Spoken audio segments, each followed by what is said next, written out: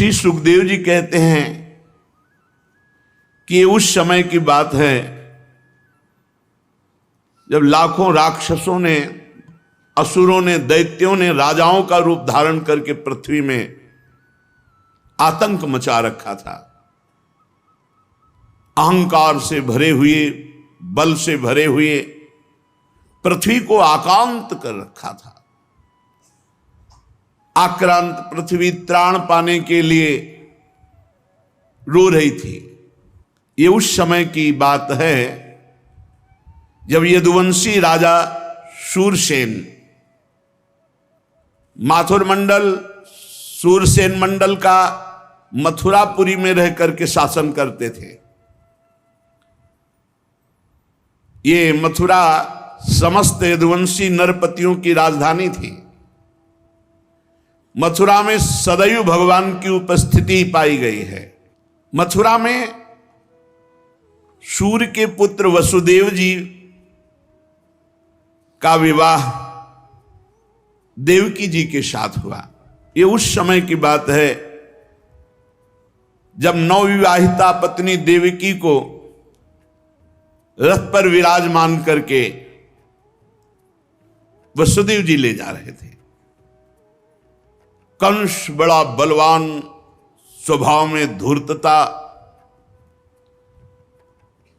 वसुदेव जी से कहा मैं रथ हाँकूंगा, मेरी बहन है। और रथ के घोड़ों की लगाम पकड़ ली, स्वयं रथ हाँकने लगा। रथ चल पड़ा। जिस समय घोड़ों की लगाम पकड़कर कंस रथ हाँक रहा था, उसी समय स्पष्ट आकाशवाणी हुई, अरे मूर्ख, जिसको तू रथ में बैठाल कर लिए जा रहा है, उसकी 8वें गर्भ की संतान तुझे मार डालेगी। भोजवंश का कलंक। आकाशवाणी सुनते ही कूद पड़ा रथ से, तलवार खींच ली और बाल पकड़े देवकी के। वसुदेव देवकी के लिए आदेश किया, तत्काल हथकड़ी बेड़ियों से जकड़ करके इनको कैद खाने में डाल दिया जाए और बहुत ही कठोर पहरा लगा दिया जाए। वर्ष वर्ष में जो संतान होती मारता गया, उसे हर बार शंका बनी रहती, पता नहीं वो भगवान किन बालक के रूप में प्रकट हो जाए। परीक्षित, पृथ्वी में बात प्रायः देखी जाती है कि अपने प्राणों का ही पोषण करने वाले जो लोभी लोग होते हैं, वो चाहे राजा हो चाहे कोई भी हो, वो अपने स्वार्थ की पूर्ति के लिए माता पिता भाई बंधु किसी की भी हत्या कर सकते हैं। माता की, पिता की, भाई की, बंधु की, मित्रों की, इष्ट की, किसी की भी। ऐसे स्वार्थी पुरुषों से कभी मित्रता नहीं रखनी चाहिए, इन्हें हानि ही होती है। जब कंस ने एक एक करके देवकी जी के 6 बालक मार डाले, तब देवकी के 7वें गर्भ में भगवान के अंश स्वरूप अनंत महिमा, अनंत बलशाली भगवान शेष जी पधारे देवकी जी के गर्भ में। अनंत भगवान जब 7वें गर्भ के रूप में देवकी के उदर में पधारे, बड़ा आनंद। पर देवकी जी को लगा कि कंस इसे भी मार डालेगा, इसलिए वो रुदन करने लगी। विश्वात्मा भगवान ने देखा कि माता को बहुत दुख है और यदुवंशियों को कंस सताए ही जा रहा है, तो अपनी योग माया का स्मरण किया और योग माया को आदेश किया, देवी कल्याणी, तुम ब्रज में जाओ, वह प्रदेश ग्वालों और गौओं से सुशोभित है। वहां नंद बाबा के गोकुल में वसुदेव जी की पत्नी रोहिणी गुप्त रूप से निवास कर रही। उनकी और भी पत्नियां कंस के डर से गुप्त स्थानों में रह रही। इस समय मेरा महान अंश, जिसे अनंत शेष जी कहते हैं, देवकी के उदर में गर्भ रूप से विराजमान है। तुम जाओ वहां से उस गर्भ को रोहिणी के उदर में रखो। मैं स्वयं आ रहा हूं, अब विलंब से आने जा रहा। अब मैं समस्त ज्ञान बल आदि अंशों के साथ देवकी का पुत्र बनूंगा और नंद बाबा की पत्नी यशोदा के गर्भ से तुम प्रकट हो, योग माया को आदेश किया।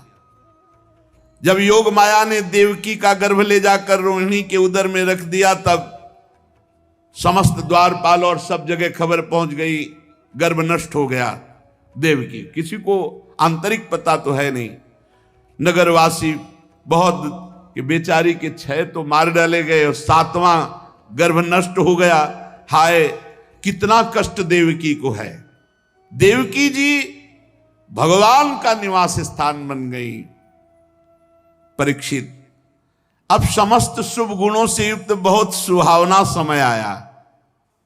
रोहिणी नक्षत्र था, आकाश के सभी नक्षत्र ग्रह और तारे सौम्य हो रहे थे। अब तो काले काले मेघ आकर मंडराने लगे और धीरे धीरे गर्जना करते हैं। भारी वर्षा प्रारंभ। जन्म मृत्यु के चक्र से छुड़ाने वाले जनार्दन भगवान का अवतार समय निशीत रात के 12 बजे। उसी समय सबके हृदय में विराजमान भगवान देवरूपिणी देवकी के सामने प्रकट हुए। श्री भगवान ने कहा, देवी, स्वयंभू मनवंतर में जब तुम्हारा पहला जन्म हुआ था, उस समय तुम्हारा नाम था प्रश्नी और ये वसुदेव श्रुतपा नाम के प्रजापति थे। तुम दोनों के हृदय में बड़े ही शुद्ध भाव थे। जब ब्रह्मा जी ने तुम दोनों को संतान उत्पन्न करने की आज्ञा दी, तब तुम लोगों ने इंद्रियों का दमन करके उत्कृष्ट तपस्या की। तुम दोनों ने वर्षा, वायु, घाम, शीत, उष्ण आदि काल के विभिन्न गुणों को सहन किया और प्राणायाम के द्वारा अपने मन के मल को धो डाला। तुम दोनों ने सूखे पत्ते खाकर फिर हवा पीकर केवल तपस्या की। अभीष्ट वर प्राप्त करने की इच्छा से मेरी आराधना की। कितना कठिन तप। मुझ में चित्त लगाकर ऐसा परम दुष्कर घोर तप करते हुए देवताओं के 12,000 वर्ष व्यतीत हो गए। पुण्यमयी देवी, उस समय मैं तुम दोनों पर प्रसन्न हुआ, क्योंकि तुम दोनों तपस्या, श्रद्धा, प्रेममयी भक्ति से अपने हृदय में नित्य निरंतर मेरी भावना की थी। जैसा मैं आज तुम्हारे सामने प्रकट हुआ हूं, ऐसा उस समय भी प्रकट हुआ था और तुमसे कहा वरदान मांगो। तब तुम दोनों ने कहा, आप जैसा पुत्र मुझे चाहिए। तो मेरे जैसा तो सिर्फ मैं ही हूं। तो मेरे जैसा पुत्र, तो मैंने ये वरदान दिया कि मैं ही स्वयं तुम्हारा पुत्र बनकर आऊं।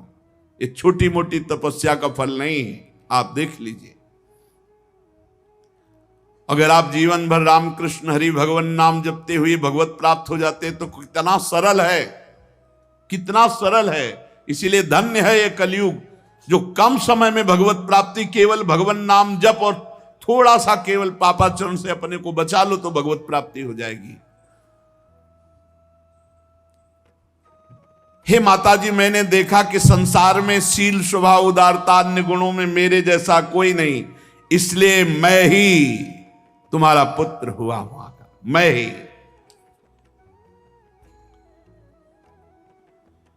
प्रश्न गर्भ से, वामन रूप से, और इस समय तुम देवकी वसुदेव हुए वासुदेव के रूप से।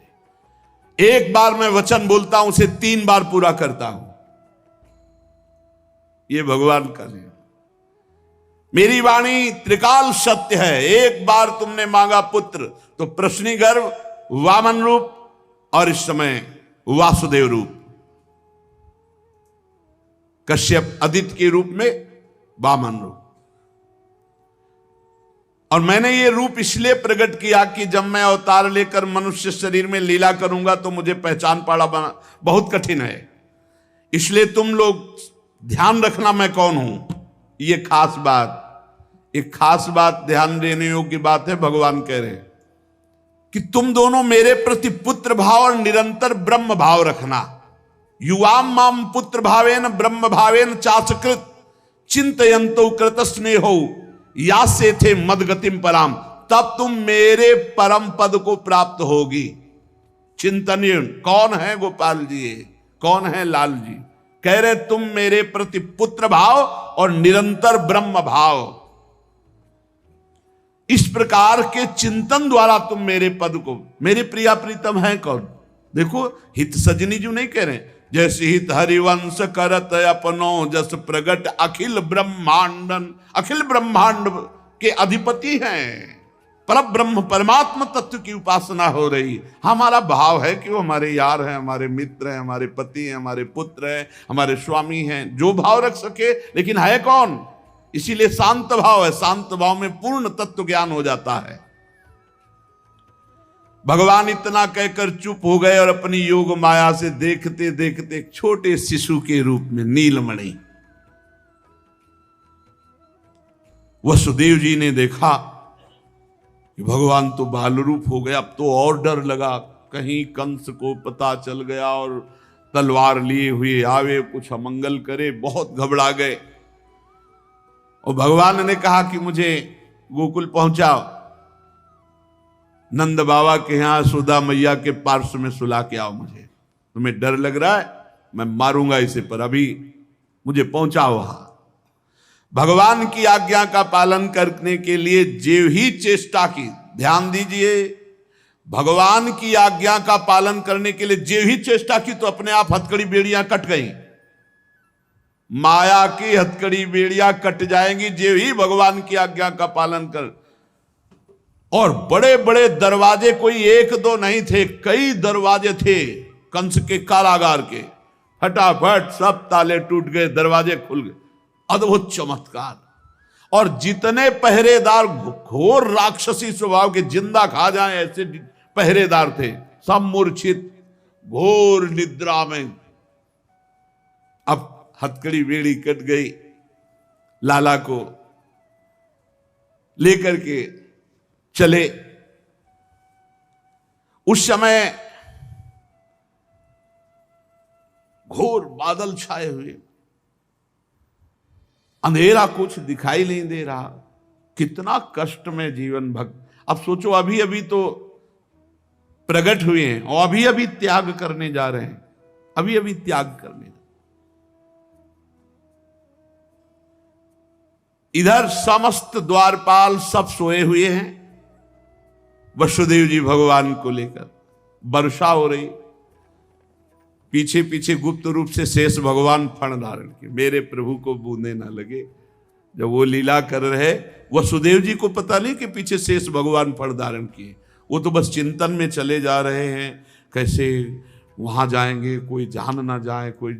और वहां पहले ही योग माया ने पूरी व्यवस्था करी, पूरा का पूरा परिकर सब बेहोश है नींद में, किसी को सुध नहीं है। केवल यशोदा मैया को प्रारंभ में इतना था, कुछ हुआ और बेहोश हो गए। क्या हुआ ये निर्णय नहीं हुआ। पूर्ववासियों की समस्त इंद्रिय वृत्तियों की चेतना हर ली, सब अचेत हो गए। इतनी मोटी जंजीरें लगी हुई थी, ताले लगे हुए थे, जेल के साथ टूट गए। भगवान श्री कृष्ण को गोद में लिए हुए जैसे जैसे आगे बढ़ते, सब दरवाजे अपने आप खुलते चले थे और पहरेदार सब सो रहे।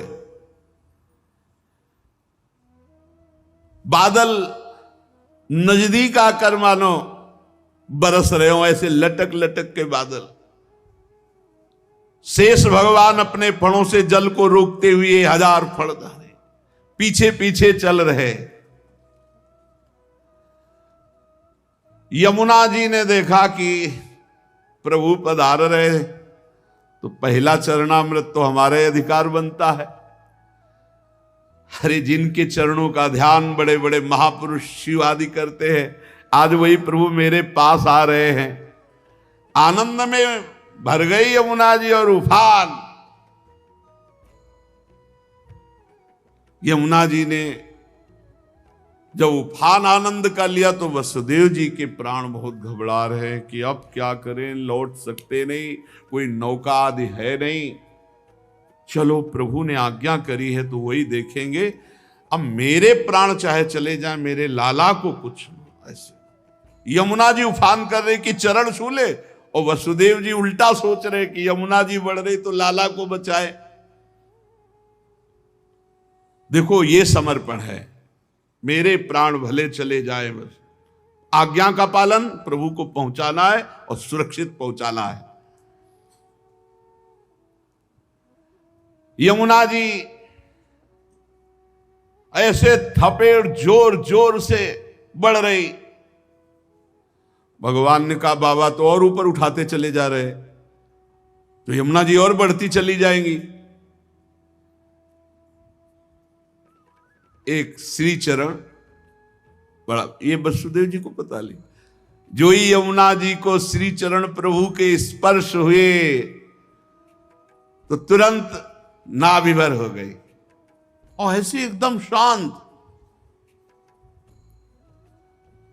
वसुदेव जी बाबा के नगर में गोकुल में गए तो डर रहे थे कि कोई देख न ले, लेकिन वहां कोई देखने वाला ही था, सब सोए हुए थे।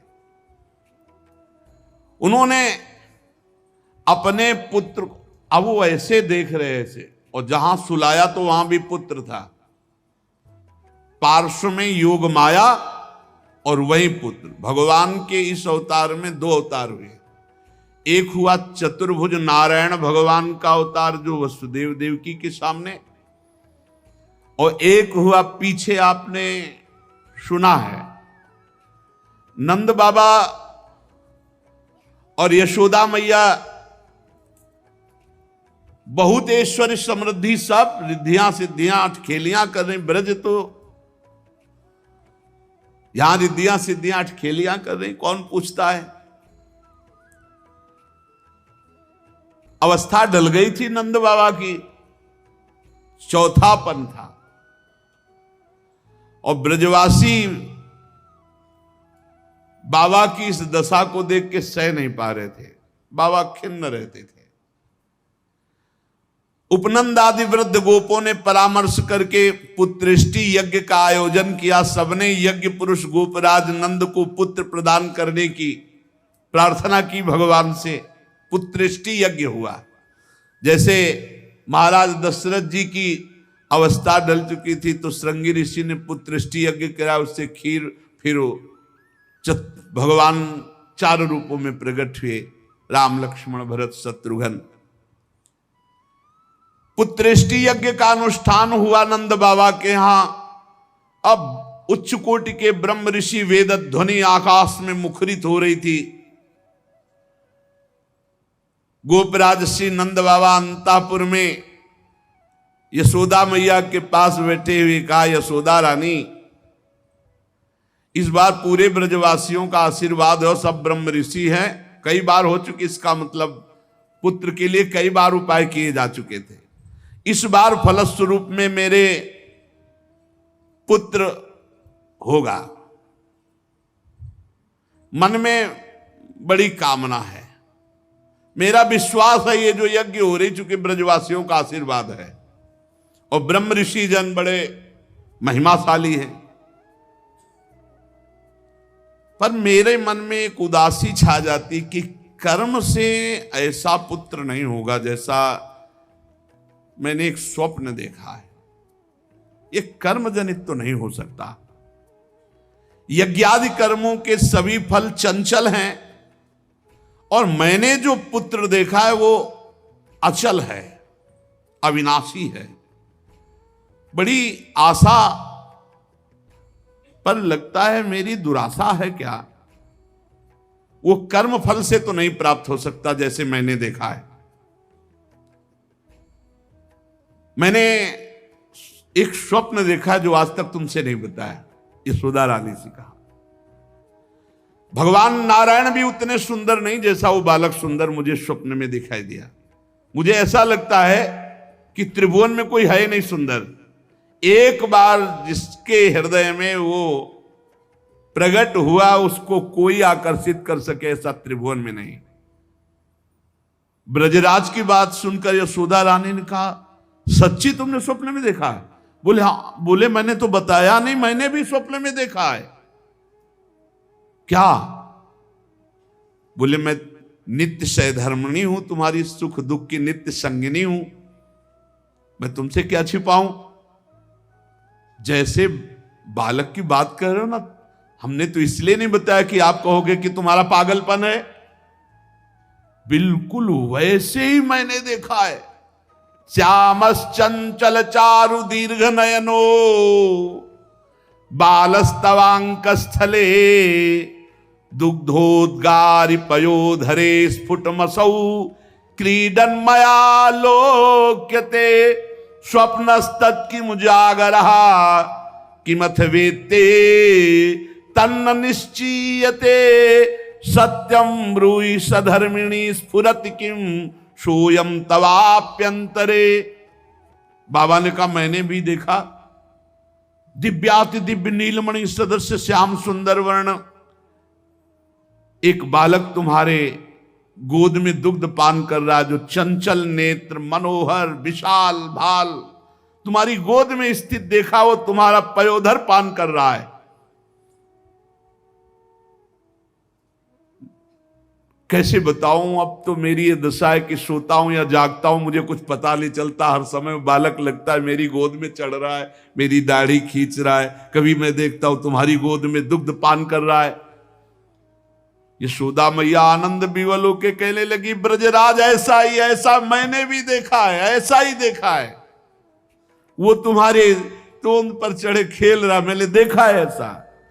सत्य सत्य सत्य कहती हूं, मैंने देखा मैंने कि उसे स्तन पान करा रही हूं, पर संकोचवश नहीं बताया कहां वो दिव्य बालक और कहां मैं। ब्रजराज नंद ने कहा मैंने असंभव समझकर ये बात तुमसे छुपाई थी। यशोदा मैया ने कहा मैंने भी, कि तुम हमारा पागलपन समझोगे। लेकिन ऐसा अगर दोनों के स्वप्न में आया तो जरूर भगवान हमारे स्वप्न को पूरा करेंगे। नारायण जिनकी हम आराधना करते हैं, नारायण सेवानिष्ठ नंद बाबा और यशोदा मैया दोनों तन मन वचन से भगवान श्री हरि की शरण में होकर के द्वादशी दिन यथाविधि व्रत करने का नियम लिया। पुत्रेष्टि यज्ञ के बाद द्वादशी व्रत की संख्या वृद्धि के साथ साथ अब वो स्वप्न में देखा हुआ जो दिव्याति दिव्य बालक है वो खुली आंखों झलकने लगा। अब तो भारी व्याकुलता बनी। व्रतानुष्ठान सर्वांग पूर्ण संपन्न हुआ तो एक दिन देखा कि स्वप्न में भगवान श्री हरि आए और मधुर वाणी में बोले, अहो मयि अभिषक्तौ भक्तौ कथम निर्विद्य खिद्ये थे योषावतसी कुसुम सुषुमः सुकुमारः कुमारः सष्ट्देवान भवतोर्भवतोः कुमारतया स्फुरति सातु सदा भवतो रेवानुगतः प्रतिकल्पम स्वभक्ति प्रवर्तनाय दिविमत प्रवर्तित द्रोण धरा रूपांश कलावतो तद्भूरि भाग्यम इत्यादि रीत्या ब्रह्मादलभ्य साक्षात् तत्फल साक्षात्काराय स्वयमेव पृथिव्याम भवतोर्भवतोरेव भवम लभत एव अचिरादेव रुचिरा रुचिरेशा युवयो सफलताम बलिता। यह आदेश हुआ, नंदेशोदा तुम मुझ में आसक्त और मेरे परम भक्त हो, तुम इतने खिन्न क्यों हो रहे हो। अतसी कुसुम के सदस्य श्याम सुंदर सुकुमार कुमार जो तुम्हारे स्वप्न में जागृत में अनुभूति का विषय बना हुआ है वो मैं हूं।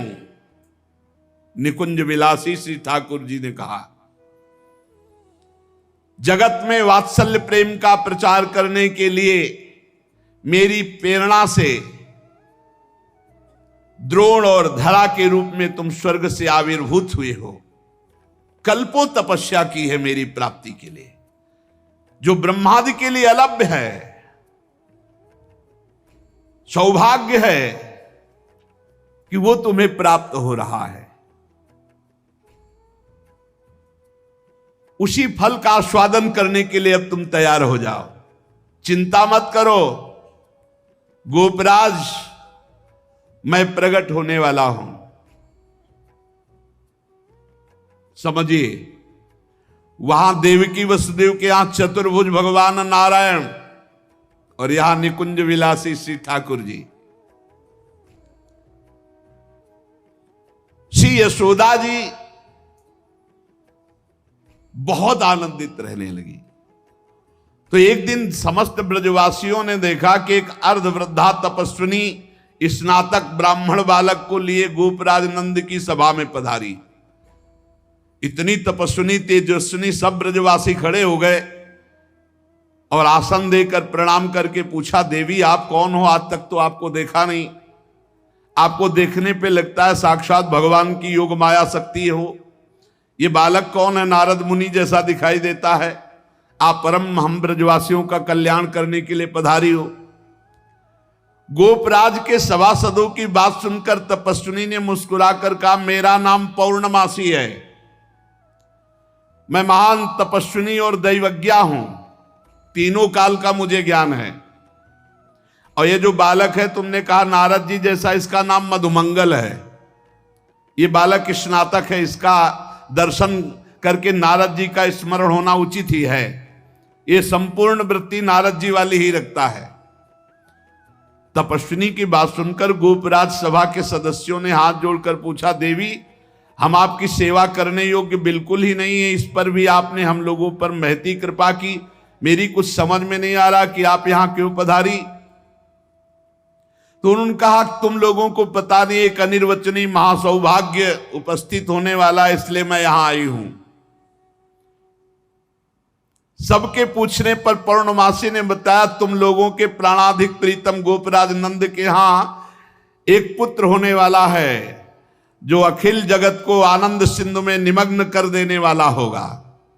पौर्णमासी की बात सुनकर सभी परमानंद में उल्लसित पुलकित गदगद वाणी से कहने लगे, देवी आपके शुभागमन से हमारा ये ब्रज जो है महान तीर्थ हो गया। आपके लिए कृष्णांतिके यमुना जी के समीप हम एक पर्णशाला कुटी बना देते। ये बात जब पौर्णमासी जी ने सुना तो उन्होंने कहा, ठीक ठीक, कृष्णांतिके अर्थात कृष्ण के समीप, ठीक तुम्हारी बात निकल गई। जो बालक होगा उसका नाम कृष्ण होगा। तस्मिन् जातवदि निर्दानवता पृथिव्याम भविष्यति तदीय गुणे सदानवता सगुणता विद्यादि प्रबंधे तत्संबंधे तो निर्गुणता सकिंचनता विषय संपत्तौ तद भक्तौ तो निष्किंचनता इत्यादिकं विरुद्धाय मानमपि सर्वैरनुरुद्धं करिष्यते।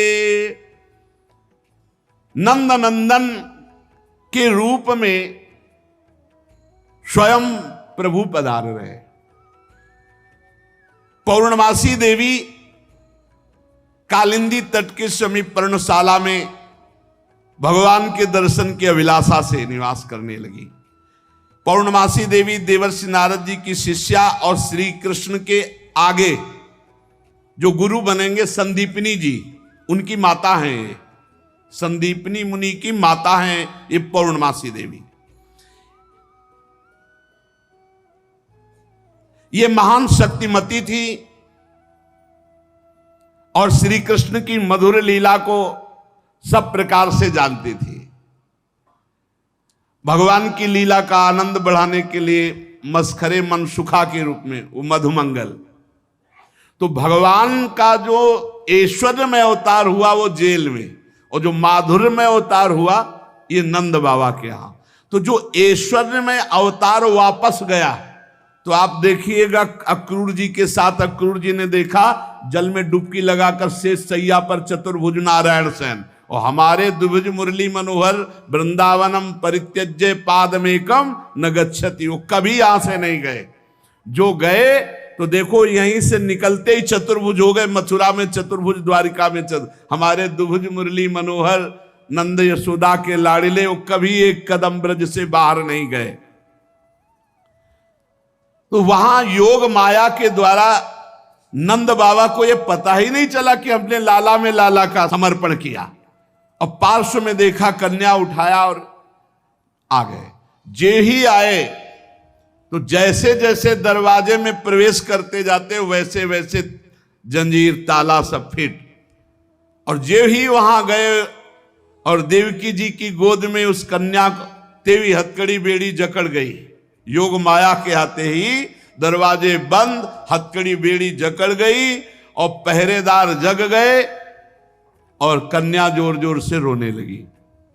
जो साक्षात भगवती है, पहरेदार भागते हुए गए, कंस से कहा महाराज 8वीं संतान उत्पन्न हुई। अब तो कंस के होश नहीं, वो तो जैसे पागल हो चुका, बाल बिखरे हुए, कई जगह गिरा, दौड़ता हुआ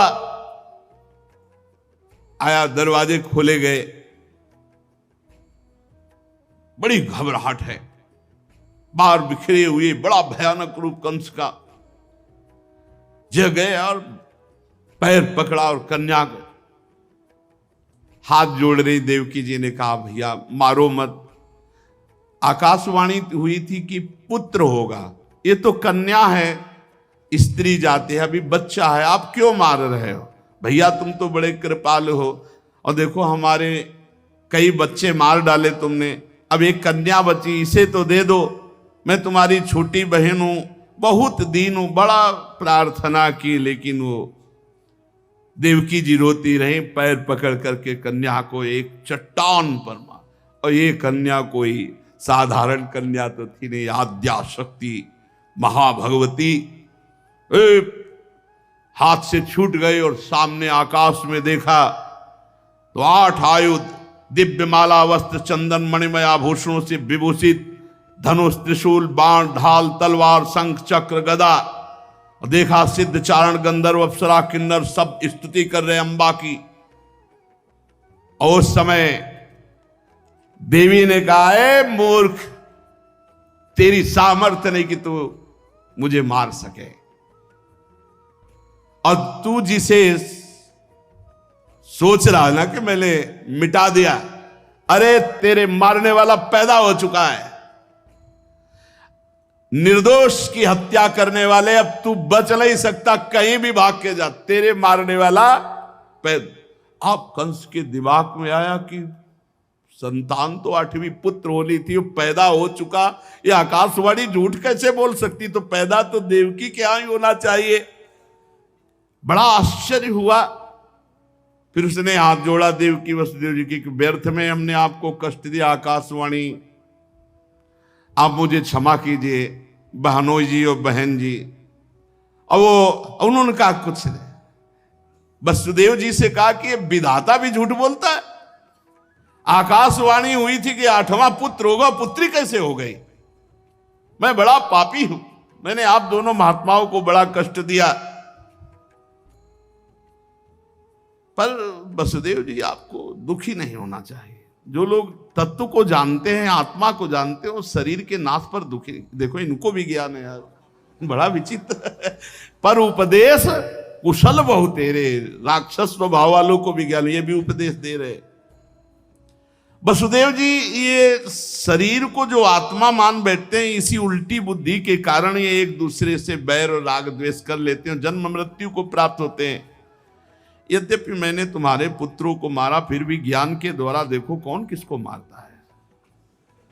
बड़ा सुंदर ज्ञान दे, अभी बताएंगे ठाकुर जी आके तुम्हें कौन किसको मारता है लौट के। ये जो अपने स्वरूप को भूले हुए हैं लोग, इसीलिए मैं मरने वाला हूं, मैं मारता हूं, ऐसा मैं दुख भोग रहा हूं, ये मेरे को दुख देने वाले घोर अज्ञान की बात। कोई किसी को मारता नहीं, कोई किसी को दुख नहीं, जीव अविनाशी है, शरीराभिमान के कारण ऐसा। फिर भी मैं क्षमा चाहता हूं आपसे। वसुदेव जी के चरण प्रकार देवकी जी ने कहा भैया भैया बस पैर छूने की जरूरत नहीं है, आप खुशी रहो। यह आपने बताया नहीं कि अज्ञान के कारण ही, शरीराभिमान के कारण ऐसा होता है, अपने और पराये का भेद। बस बस आपका इसमें कोई दोष नहीं है। जब वसुदेव और देवकी जी ने इस प्रकार तो कंस वहां से अनुमति लेके चला गया और बुलाया पूरे परिकर को और कहा, योग माया ने जो कहा है वो झूठा नहीं हो सकता। 8वीं संतान पैदा हो चुकी है मारने वाली, तो ये लड़की नहीं हो सकती, ये पुत्री नहीं हो सकती, कुछ है, प्लानिंग करो। वो कह रहे पैदा हो चुका तो ब्रजय में होगा। कंस के मंत्री जितने थे वो कंस से भी ज्यादा बुरे स्वभाव वाले थे। उन्होंने कहा, महाराज आज्ञा करो, ब्रज 84 कोस में आज से लेकर 10 दिन तक जितने भी बालक हुए सब मार डालेंगे हम लोग। बड़ा प्रसन्न हुआ इसका प्लान कि सबका नाश। और भगवान पहुंच चुके हैं यहां से ऐश्वर्य स्वरूप, और यहां से ब्रज के लाडिले ठाकुर कभी बाहर नहीं गए, पक्का मानना। कभी ये जितने संत जन ऐसे थोड़ी जी रहे हैं, पूरी भावना में नहीं जी रहे भाई। छिन छिन बिहरत संग, छिन छिन निरखत प्रेम भरी, छिन जस कहा तभंग। अब जब मैया के नेत्र खुलेंगे, लाला को देखेंगे तो उत्सव मनाएंगे। वो कल अपने लोग फिर उत्सव मनाएंगे। श्री राधा वल्लभ लाल।